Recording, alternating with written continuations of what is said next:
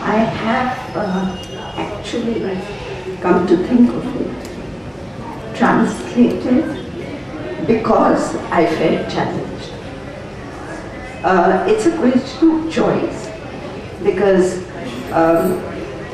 when you're in the field of translation, but you are not on sale, you are not translating because somebody else wants you to translate. You're translating because you found something which you hear, at least parts of which you hear in the other language. And you feel that there is something precious here which you can help across. I have often chosen to do translations and then found publishers. One of my challenges has been Sati Sharekar's play, Begum Birthday. It's a tough play. It's a tough play to get into even in Marathi. He has an extremely dry, oblique sense of humor. He uses a whole lot of references from the Marathi music theatre, and he's got a turn of phrase that is atypical even for Marathi. So it's a whole new language which we call Marathi, but it is not at all a conventional Marathi. To be able to do that into English calls for me constructing a similar language. There is nothing in English that is accessible and available that I can use. The first opening sequence, for instance, the total reference is to the Nati Sutradhar of traditional Indian theatre. The Sutradhar comes and says, where is the Nati? It's always that. Nati always comes late. So here he's used an extremely mocking literary Marathi. Going back, it's not imitative of the old language, but a kind of twist given to the old language to set it apart as a kind of heightened prose. So what choices did I have? There is heightened prose in English, but it has its associations. I can't go to Victorian English. It sounds odd. So my choice then is to construct, to devise a parallel language. Now when I do that, problem is, how is it sounding in English? So when I did Begum Birthday, actually partly Gabe Patel's wife, Tony, was very interested.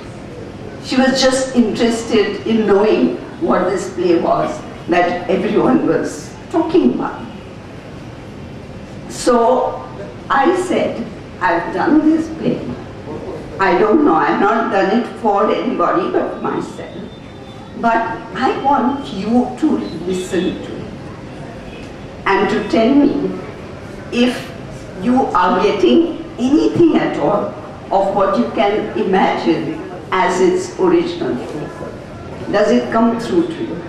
So we had a session, as Anjum said in the first panel discussion, that for theatre, the spoken word, the rhythms, these are extremely important.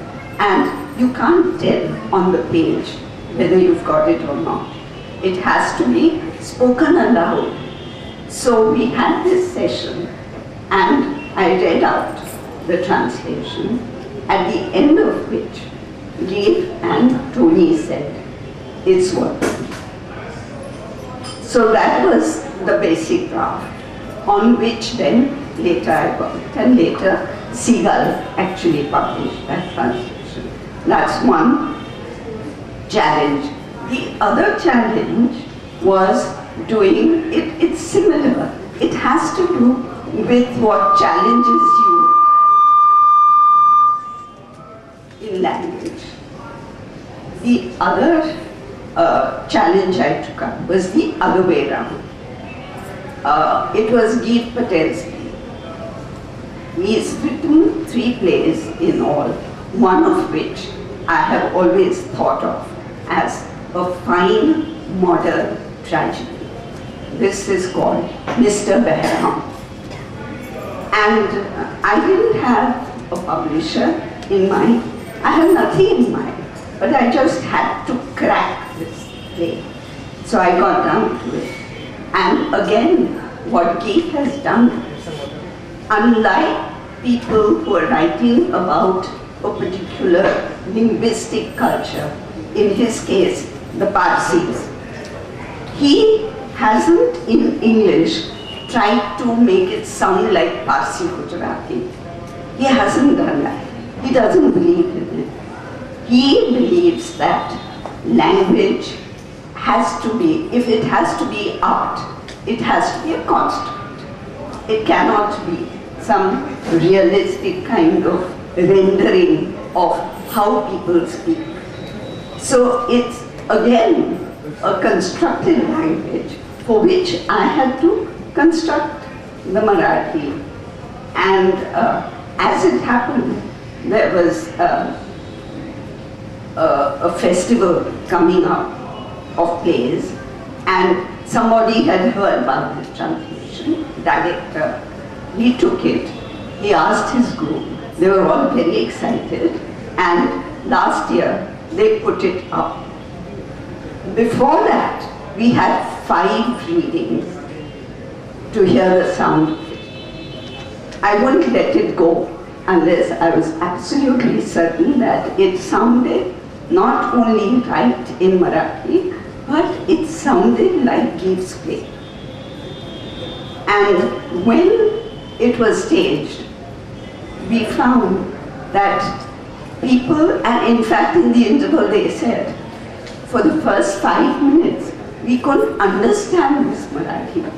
It was Marathi, we couldn't understand because you are habituated to certain derived ways of writing, certain cliches, certain accepted phrasing, and when you don't hear that, you feel disoriented. So they said for the first 5 minutes, we didn't know what was happening.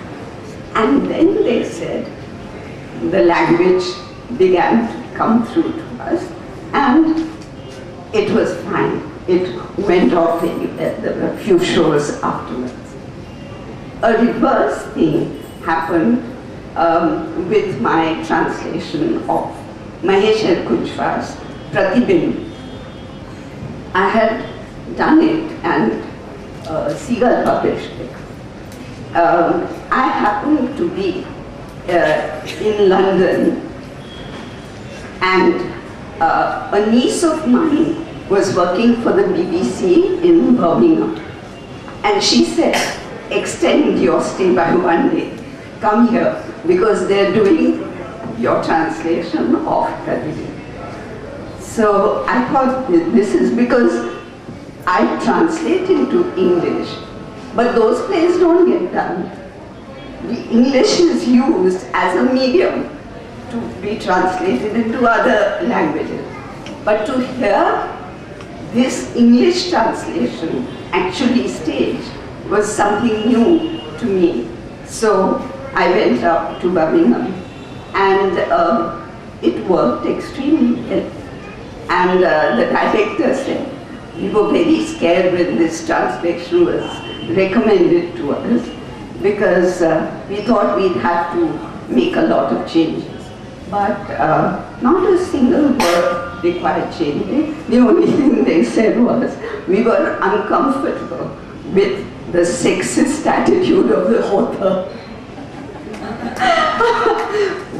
Which I was happy they said it, because it had irritated me and I was itching to change it. That is where the philosophy of the translator comes in, that you do not sanitize, you do not improve. You give the reading public exactly what you've got in the original.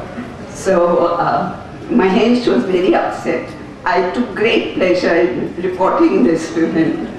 I said, see, something I've always said, they are saying now. He was very angry. But for me as a translator, I think that these three things, all three plays, have been the most challenging and the most rewarding also. Otherwise, I've done lots of translations, one of which, if I can have the time, I'd like to tell you the story of this. This was my great disappointment. You spoke of Macmillan's. You did. Someone did. You did. Of Macmillan's having a lot of translations. When Nini Krishnan was there, she was asked to translate something, please translate something. And there's this magnificent novel written in the 60s, which is a classic of Marathi literature. And I offered to translate that. And I got down to it. It was challenging, difficult, because it's written in the Varhadi dialect. The Varhadi dialect belongs to Nagpur.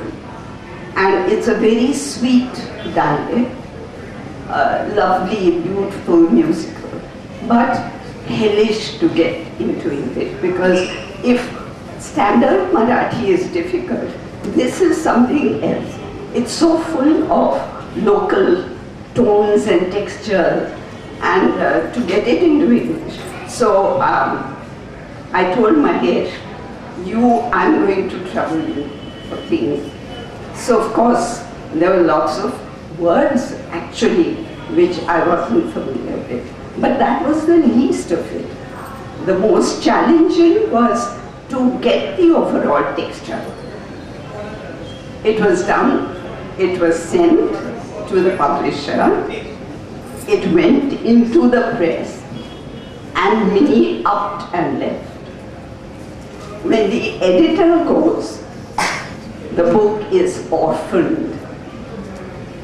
And this book that I have worked on for nearly a year, tracking it, just simply didn't get into bookshops at all.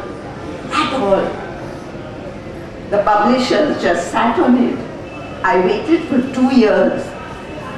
At the end of 2 years, I called up some of my contacts in the publishing world, find out what's happening. Because if they're going to pulp it without distributing it, I want to buy copies because it's my work, finally. And indeed, it was in the godown, waiting to be pulped. So I wrote and I said, 100 copies. They said, half price. I said, any price. It's my labor. So I got 100 copies, I got. And I've been distributing them happily to friends and readers. Because finally what you want your work to be there.